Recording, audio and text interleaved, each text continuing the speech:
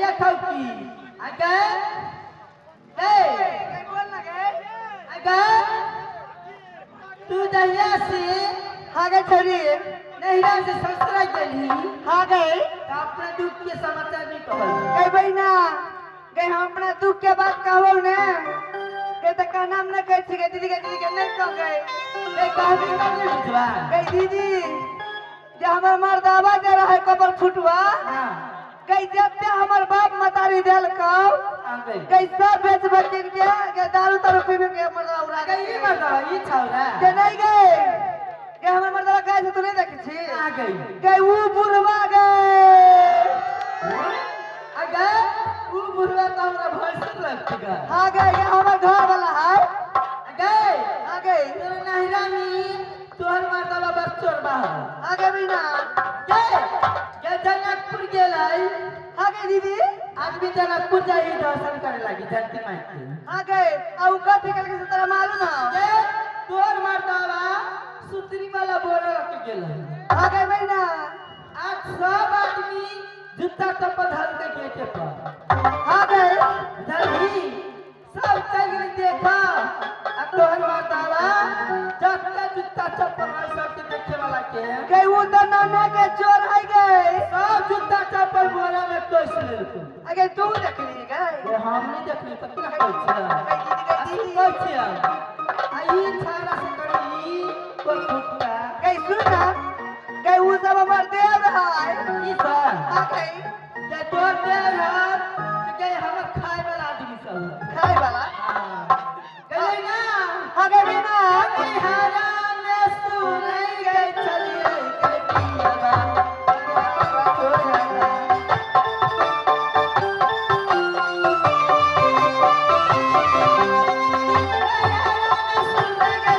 के पियावा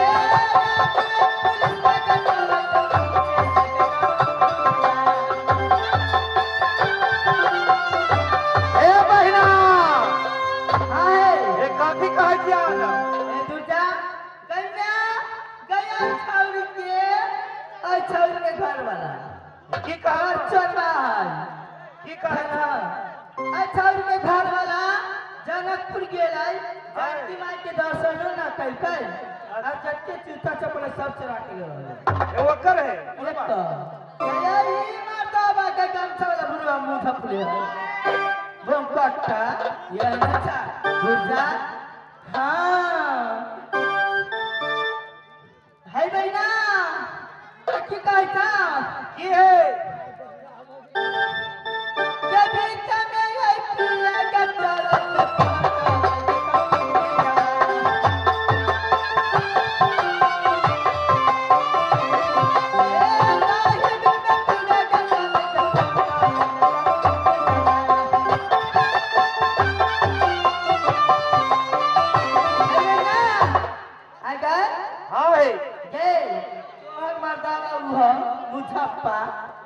आगे महीना ओकरा केना छोड़ा के लेबी के दीदी के तोरा मालूम नहीं छै गए ले गए के भरा जवानी केला रख ले छी गए Ay, cara sabi. Gay कर के बजोंडा गए क्या भागो निकलो गंगा जी बिछी क्या ना बुझाई क्या ना गए क्या बुझाई देना सिक्योरिटी के दिया क्या दया कर दिया गए बहिना आगे बहिना अच्छा लगता है क्या ना गए क्या 5 रुपया पुलिस आगे दे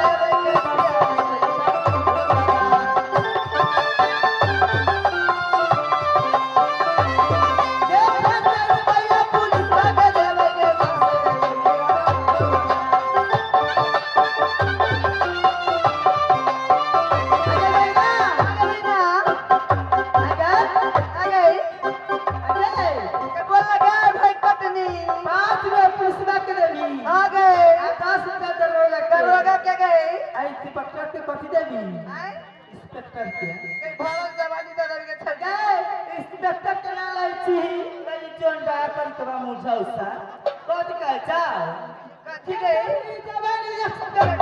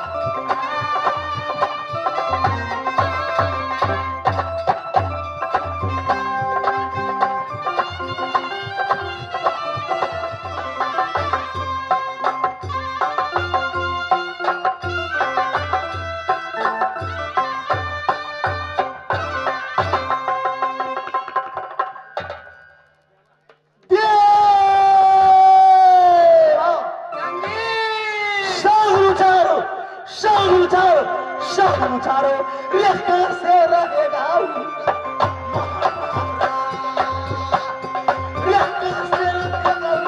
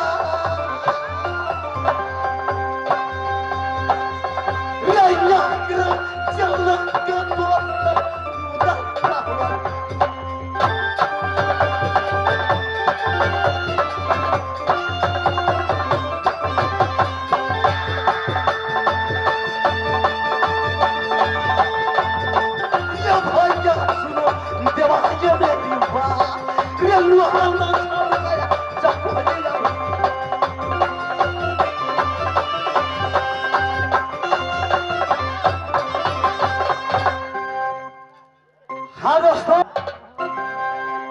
भाई जवान जंगे शगुन चारो प्रधान याच का कारवन उदल का कौन सा वस्तु होता है? सगुनु चारो सगुनु चारो सगुनु चारो। जंगी आपको बात सुन के मुझे हंसी आते हैं। कभी बोलते हो कि सगुनु चारो, कभी बोलते हो कि राज मोहब्बा की शुभ समाचार सुनाओ, कभी बोलते हो कि जंगल चलो। तब तो बोले पंडित देवा उदल बोल करो परमान अच्छा मजा का वर सुंदर है बातन की सनसनाए। हुआ सियान ज्ञान न भैया अकिल तेरा किया घबराए। बुधलड़ कैया चंडंगी बोले मुरुख की बात। आधी रात्रि का टाइम है, महीना कार्तिक शुक्ल तिथि में आज खष्टी पड़ते हैं। दिन रविवार है, महीना की नक्षत्र से चित्रा बीतते हैं। दिन का जोगा नक्षत्र में आज का मुहूर्त आद्रा की है। राशियों में मिथुन राशि का मुहूर्त है। 30 गते और 16 शाहिरा में बोलते हो कि सगुनु चारो भात आज रविवार है। जंत्री बताते हैं कि सोम शनिचर पूरब नहीं चालू। मंगल बुध उतर पिठे दक्षिण करे पयाना। वाके समझ नहीं आना। रवि शुक्र पश्चिम जो जाई। हानि है पर जस नहीं। यात्रा नहीं बनते बंगले पर। तुम्हारे बात सुनकर हंसी आती है, हंसी आती है, हंसी आती है। जात की ब्राह्मण दादी चूड़ा का या द्वारे द्वारे भिक्षा मांगो। रे तुम क्या जानोगे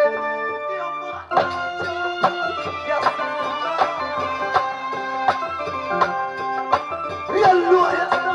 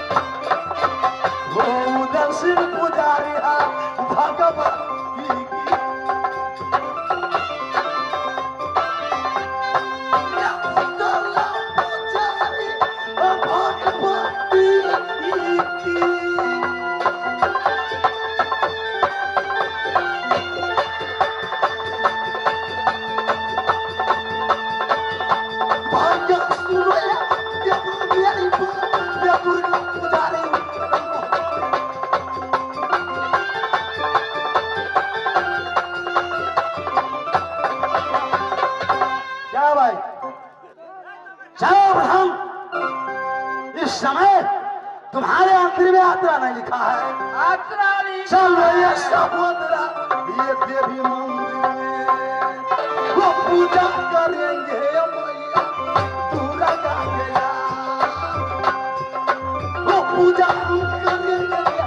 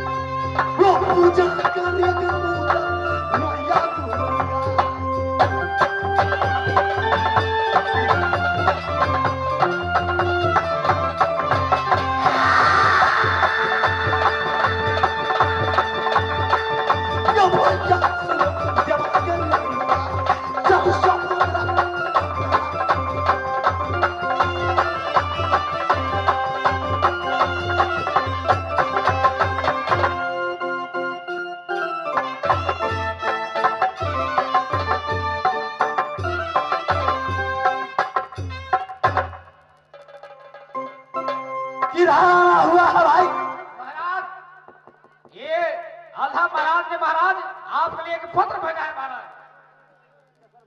आज मेरे भैया जी मेरे बंगला पर मत बैठाया भाई जबरनंदन जंगी महाराज जरा इस पत्र में देखो कि भाई सहोदर क्या लिखा।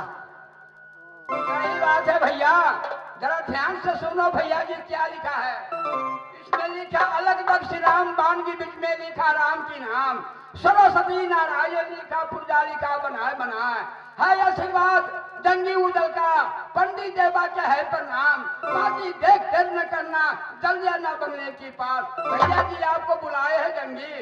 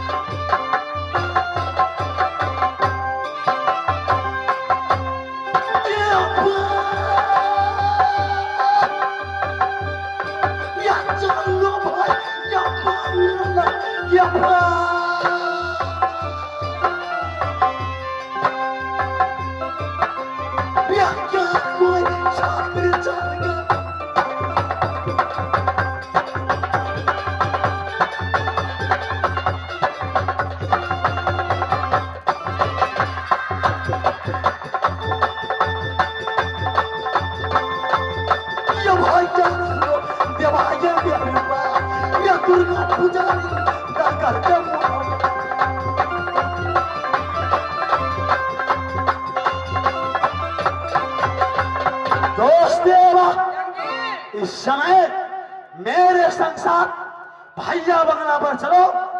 क्या भाभी जी थाना मारी, क्या रुकना सेवा में चुक गए, या कोई मेरे मोहब्बा पर उंगली उठाया। सही बात है भैया जी, आपको बहुत जल्दी बुलाने का कोशिश। चलो ये सहोदरा भैया बंगला के पास हो जाकर मिलेंगे हम।